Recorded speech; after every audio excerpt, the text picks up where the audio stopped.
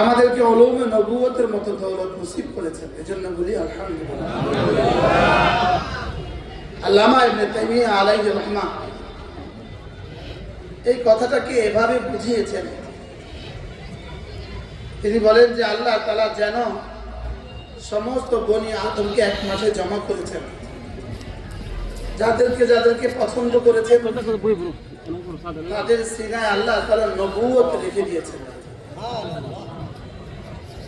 এরপরে আবার বাছুনি শুরু করেছেন, যাদেরকে যাদেরকে পছন্দ হয়েছে, যাকে যে নবীর উম্মত হিসাবে পছন্দ হয়েছে তাকে সেই নবীর উম্মতের তালিকায় রেখে দিয়েছেন।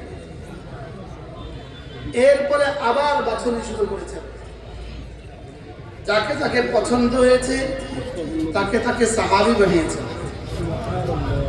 আবার বাছুনি করে যাকে যাকে পছন্দ হয়েছে তাকে তাবেঈন বানিয়েছেন। আবার পছন্দ করে যাকে যাকে পছন্দ হয়েছে তাবেঈন বানিয়েছেন। আল উসুলুস সালাসার মধ্যে আল্লামা ইবনে তাইমিয়া আলাইহির রাহমাহ লিখছেন, এরপরে এই তিন যুগের পরে আল্লাহ তাআলা কিয়ামত পর্যন্ত আনেওয়ালা সমস্ত উম্মাহ থেকে, সমস্ত উম্মত থেকে যাকে যাকে পছন্দ হয়েছে তার সিনায় উলুমে নবুয়ত রেখে দিয়েছেন। এজন্য আমরা সরাসরি আল্লাহ তাআলার পক্ষ থেকে নির্বাচিত,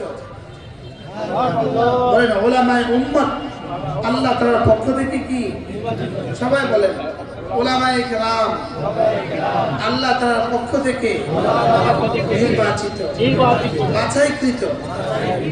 এজন্য আপনি যদি কোনো আদালতে আপনার পক্ষে কোনো মামলা করেন, কারোর বিপক্ষে যদি আপনি কোনো মামলা করেন, আপনি শেষে মামলার পক্ষে সাক্ষী পেশ করতে হবে।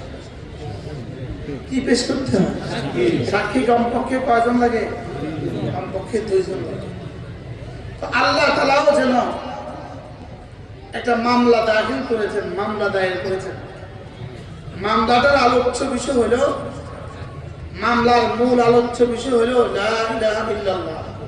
বলেন মূল আলোচ্য বিষয় কি? বলেন লা ইলাহা ইল্লাল্লাহ হলো মুকদ্দমা, এটা হলো মামলা।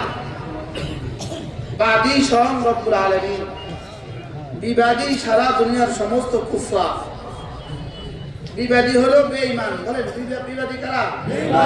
সমস্ত বেঈমান হলো বিবাদী। আর বাদী কে? স্বয়ং রব্বুল আলামিন হলেন বাদী। এখন প্রশ্ন, মামলার বিষয় কি? আলোচ্য বিষয় কি? দাবি কি? দাওয়া কি? লা ইলাহা ইল্লাল্লাহ। এটা হলো দাওয়া, এটা হলো দাবি। তাহলে দাবির পক্ষে এখন কি লাগবে? সাক্ষী লাগবে। দাবির পক্ষে কি লাগবে? তো আল্লাহ তাআলা সাক্ষী বানিয়েছেন। 1 নাম্বার, আল্লাহ তাআলা নিজেকে সাক্ষী বানিয়েছেন যে আমি কালিমা তাইয়্যিবার পক্ষে সাক্ষী। তো নিজের পক্ষে নিজের সাক্ষী। 2 নাম্বার, আমার ফেরেশতারা সাক্ষী। এখন আমি যেন বেঈমান যেন বললো, তো নিজের পক্ষে নিজের সাক্ষী মানি না, আর ফেরেশতাদেরকে দেখি না তো মানি না।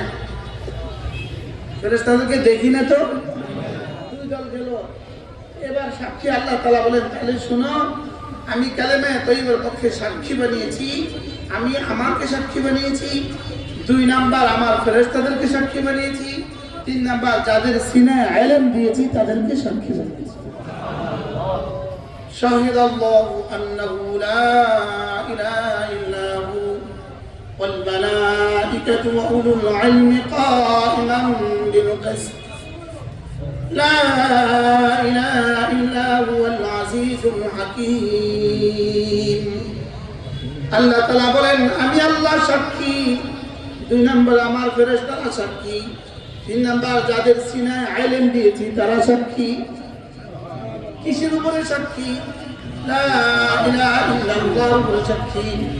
শাহিদাল্লাহু আন্নাহু লা ইলাহা ইল্লা হু ওয়াল মালাইকাতু ওয়া উলুল ইলমি কাইমান বিল কিসত। আবার বলে লা ইলাহা ইল্লা হুয়াল আজিজুল হাকীম। এবার বুঝে থাকলে বলুন তো দেখি, সাক্ষী কে কে? 2 নাম্বার, 3 নাম্বার। এই জন্য এক হাদিসে মজার কথা আছে, এই আয়াতে কারিমা কেউ যদি 5 ওয়াক্ত নামাজের পরে পড়ে, আয়াতুল কুরসি পড়ে, সূরা ফাতিহা পড়ে, শাহিদ আল্লাহ পড়ে, কুলিল্লাহুম্মা মালিকাল মুলক, 2 আয়াতে কারিমা পড়ে, তো আল্লাহর নবী বলেন আল্লাহ তাআলা তাকে 5টা পুরস্কার দান করেন। 1 নাম্বার, আল্লাহ তাআলা তার দিকে 70 বার রহমতের নজরে তাকান। 2 নাম্বার, তার 70টা প্রয়োজন আল্লাহ তাআলা পুরো করে দিবেন। 3 নাম্বার, তাকে আল্লাহ তাআলা জান্নাতে তার কাছে জায়গা দিবেন। 4 নাম্বার, দুশমনের মোকাবেলা আল্লাহ তাকে বিজয়ী করবেন। 5 নাম্বার, তার মোকাবেলা দুশমনকে পরাজিত করবেন। এই আয়াতে কারিমা তাইলে বোঝা গেছে উলামায়ে কেরাম সাক্ষী। কিসের সাক্ষী?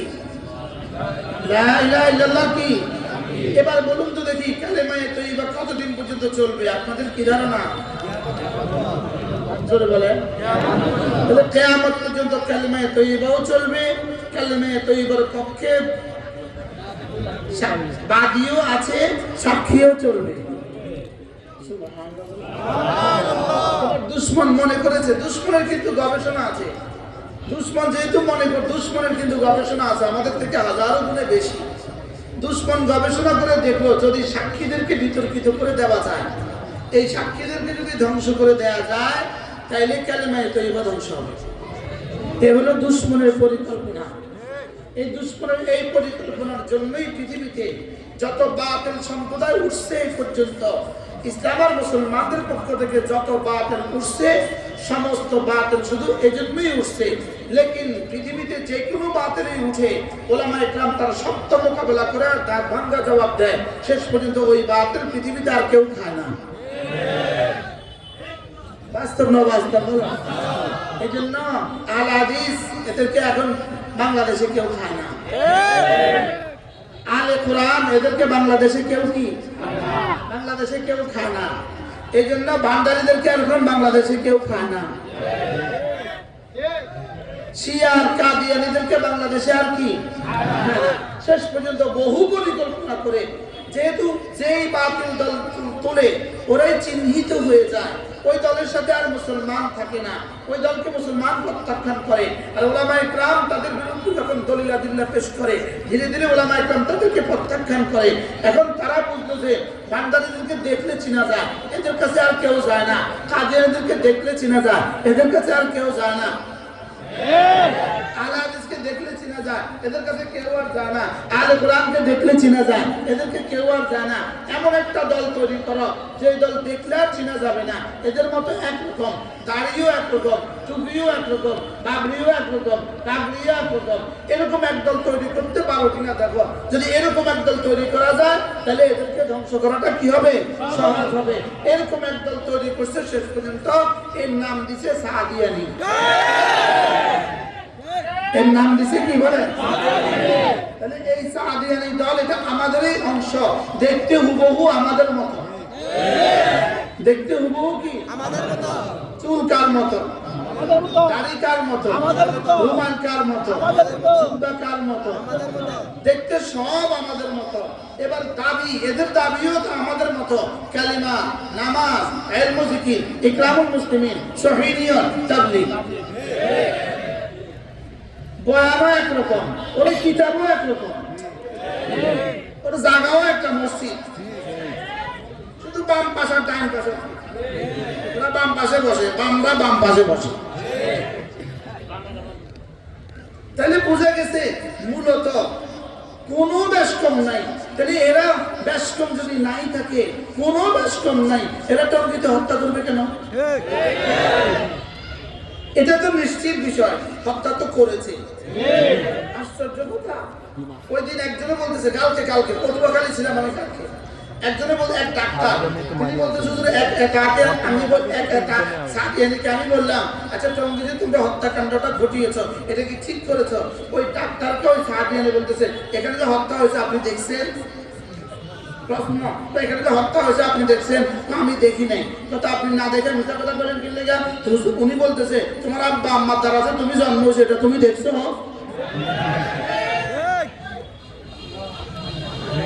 আমি তো আশ্চর্য হয়ে গেলাম, ডাক্তার সাহেব কেমনি করলেন আপনি এটা?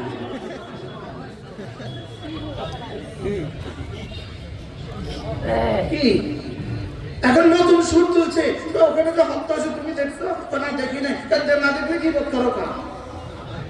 ওরে বাপরে কি বোধ করে কা?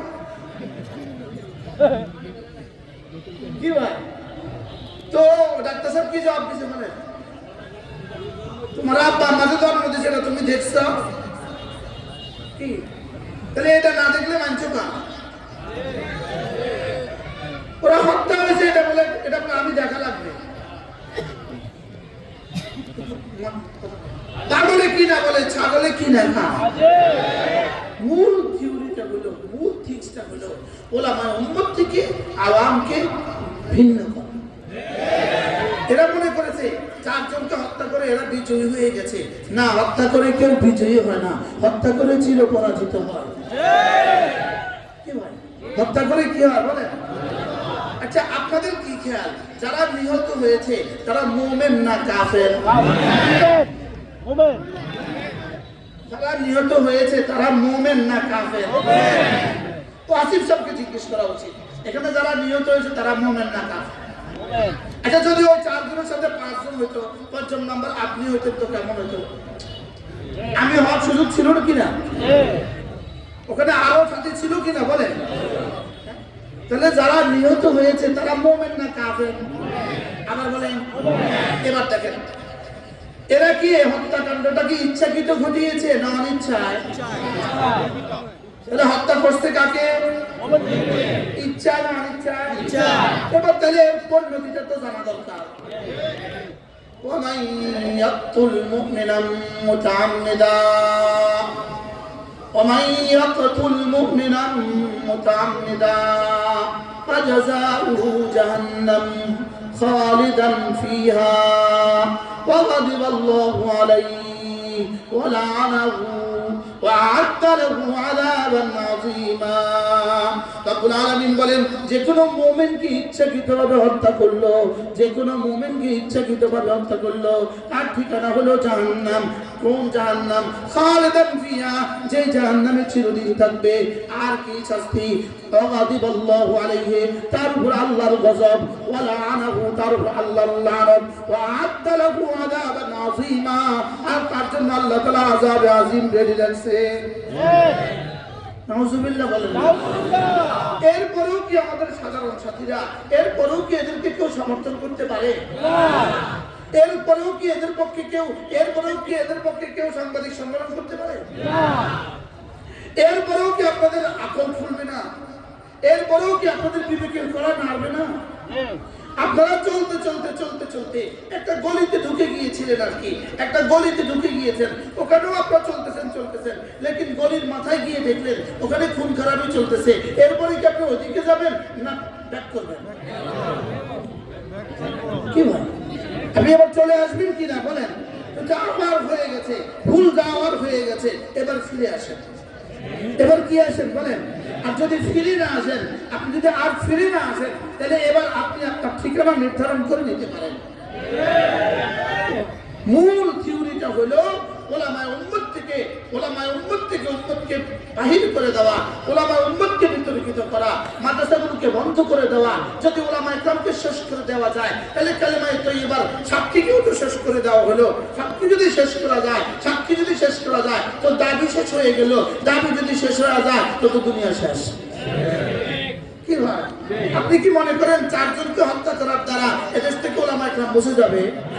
আচ্ছা, যদি 40 জনকে হত্যা করতো, যদি 4000 হত্যা করতো, যদি 4 লাখ হত্যা করতো, আপনি কি মনে করেন 4 লাখ হত্যা হলো ইসলাম বুঝবে? না, ইসলাম ছিল, ইসলাম আছে, ইসলাম থাকবে। বলেন ইনশাআল্লাহ, বলেন ইনশাআল্লাহ। ইসলাম ছিল, ইসলাম আছে, ইসলাম কি থাকবে? সগৌরবে থাকবে, সগৌরবে। বলেন ইনশাআল্লাহ, বলেন ইনশাআল্লাহ। আমাদের হযরত মাওলানা সুবাইর আহমদ আনসারী রাহমাতুল্লাহি আলাইহি তিনি একবার সিলেটের এক মঞ্চে তিনি বয়ান করছিলেন, আমিও তার পাশে বসা ছিলাম। কেউ ইউটিউবে সার্চ দিলে হুজুরের সাথে আমাকেও বসা দেখবেন। হযরত মাওলানা জুবাইর আহমদ আনসারী রাহমাহুল্লাহ তিনি ওই সিলেটের ওই বয়ানে এক আজগবি আজিব কথা বলেছেন। তিনি বলেন যে যেমন ধরুন আপনি সায়দাবাদ থেকে নোয়াখালী আসবেন, বাসে উঠছেন, যাত্রী সেবা বাসে উঠছেন, আপনার পেশাবে ধরছে, আপনি এখন কি বলেন? বাস স্ট্যান্ডে আপনি কি বলেন? সাইডম্যানকে কি বলেন? ভাইয়া আমি তো পেশাব করে যাচ্ছি, আমার ব্যাগটা রেখে যাচ্ছি, আপনি একটু দেখে রাখবেন। বলে কি বলে না বলেন, আপনি একটু দেখে রাখবেন। এখন এই এক লোক একটু পরে আইসা বলে আমি এখানে বসবো, আমি এখানে বসবো, তো সঙ্গে সঙ্গে এই লোক কি বলে, এখানে ব্যাগ দেখছেন না আপনি, একজন আছে, আপনি পেছনে চলে যান। আচ্ছা ওই বেটা বলে এই বেটা আমি এখানে বসবো, আমি এখানে বসবো, এটার সঙ্গে সঙ্গে এই বেটা কি বলে, এই হাত ঘুটা, ঘুটা না ঘুটা না, থাপ্পড় দেওয়ার আগে পেছনে যাও, থাপ্পড় দেওয়ার আগে কি যাও না, আমি এখানে বসবোই, বসায় এক চল লাগাই যাও পেছনে যাও, দেখিস না এখানে একটা কি আছে, ব্যাগ আছে, দেখিস না এখানে একটা মানুষ আছে, কি পেছনে যাও। আচ্ছা এবার চর খায়া পেছনে গিয়ে আস্তে করে বসছে, এবার আপনিও গেলেন ওই ছিটে, আপনি আপনার ছিটের পাশে গেলেন, এবার ওই ছিটওয়ালা কি বলে, এই এক ব্যাগ তো এখানে বসতে চাচ্ছিল, লাগাইছি কষায়, কি হয়েছে আপনি ব্যাগ রেখে গেছেন, ওই ব্যাগ তো এখানে বসতে চাইছে, লাগাই দিচ্ছি কষায়, বলে কি বলেন আল্লামা জুবাইর আহমদ আনসারী রাহমাহুল্লাহ তিনি বলেন যে আল্লাহর নবী মদিনায় তৈয়বা থেকে রূপোশ হওয়ার সময় আমাদেরকে একটা কথা বলে গেছে। আচ্ছা এখানে যে এই বেটা আমরা লাগে যুদ্ধ করছে ওই বেটার লগে, এই বেটার আপনি কি হন? খালাতো ভাই, খালাতো ভাই, কিছু হয়, কিন্তু সে কার লাগে যুদ্ধ করলো? একটা সম্পূর্ণ পরিচিত আজনবী ব্যক্তির জন্য সে কি করলো বলেন? যুদ্ধ করলো। যুদ্ধ করতে গিয়ে ওই বেটা থাপ্পড় পর্যন্ত দিল, পেছনে পাঠায় দিল। এবার তিনি বলেন যে এক আজনবী ব্যক্তি শুধু একটা ব্যাগ রেখে গেছে, এর জন্য যদি এক ব্যক্তি যুদ্ধ করা লাগে, রাসূল কারীম সাল্লাল্লাহু তাআলা আলাইহি ওয়াসাল্লাম তিনিও মদিনায় তৈয়বায় রূপোশ হওয়ার সময় আমাদেরকে বলে গেছেন, উলামায়ে কিরাম শুনো শুনো শুনো, আল উলামা ওয়ারাসাতুল আম্বিয়া, শুনো শুনো উলামায়ে কিরাম আমার ওয়ারিস, তারাকতু ফীকুম আমরাইন, তোমাদের মধ্যে একটা ব্যাগ রেখে গেছি, কোরআনের ব্যাগটা রেখে গেছি, হাদিসের ব্যাগটা রেখে গেছি, উলামায়ে কিরাম তোমাদেরকে ওয়ারিস বানায় গেছি, তোমরা না এই দুটোকে দেখে রাখবা, এই দুটোকে কি রাখবা বলেন? তোমরা এই দুটোকে দেখে রাখবা। পৃথিবীর যত জায়ের আসুক, পৃথিবীর যত জালেম আসুক, পৃথিবীর যত দল আসুক, পৃথিবীর যত গুমরা আসুক, পৃথিবীর যে কেউ আসুক, আমার কোরআনে আমার হাদিসে যারা বিবর্তন করবে, সঙ্গে সঙ্গে তোমাদের জান, তোমাদের মাল, তোমাদের সর্বস্ব দিয়া তোমরা মোকাবেলা করবা। তোমরা আমার জানাশীন, তোমরা আমার ওয়ারিস, যাও কথা দিলা তোমরা আমার ওয়ারিস, তোমরা আমার জানাশীন, এই দুটোর হেফাজতের জিম্মাদারি তোমাদের। এই জন্যই মেরে ভাইও আজ থেকে কিয়ামত পর্যন্ত, রাসূল থেকে কিয়ামত আজ পর্যন্ত, আজ থেকে কিয়ামত পর্যন্ত যখনই ঈমানের বিরুদ্ধে, যখনই ইসলামের বিরুদ্ধে, যখনই কোরআনের বিরুদ্ধে, যখনই মসজিদের বিরুদ্ধে, যখনই মাদ্রাসার বিরুদ্ধে, যখনই এই জাতির সার্বভৌমত্বের বিরুদ্ধে কোনো আঘাত আসে, আমরা আমাদের জান, আমাদের মাল, আমাদের জীবনের রক্তের শেষ বিন্দু দিয়া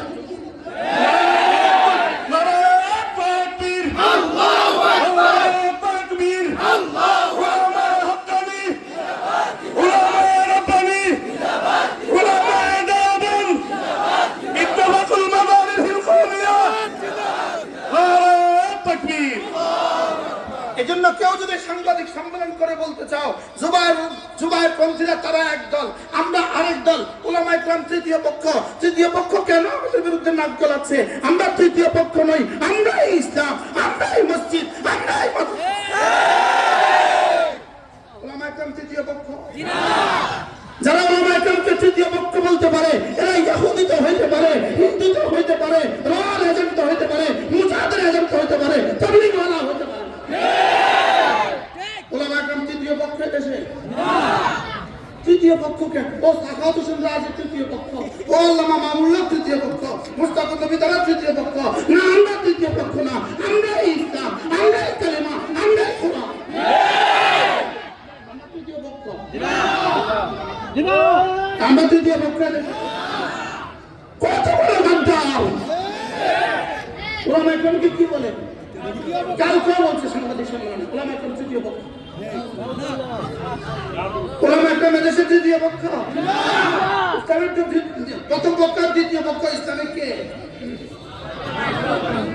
ওলামা ইকরাম তৃতীয় পক্ষ হলে তোমরা খারাপ এজন্য ওলামা ইকরাম ছিল ওলামা ইকরাম আছে ওলামা ইকরাম থাকবে আমরা ওলামা ইকরামের সাথে ছিলাম আছি থাকবো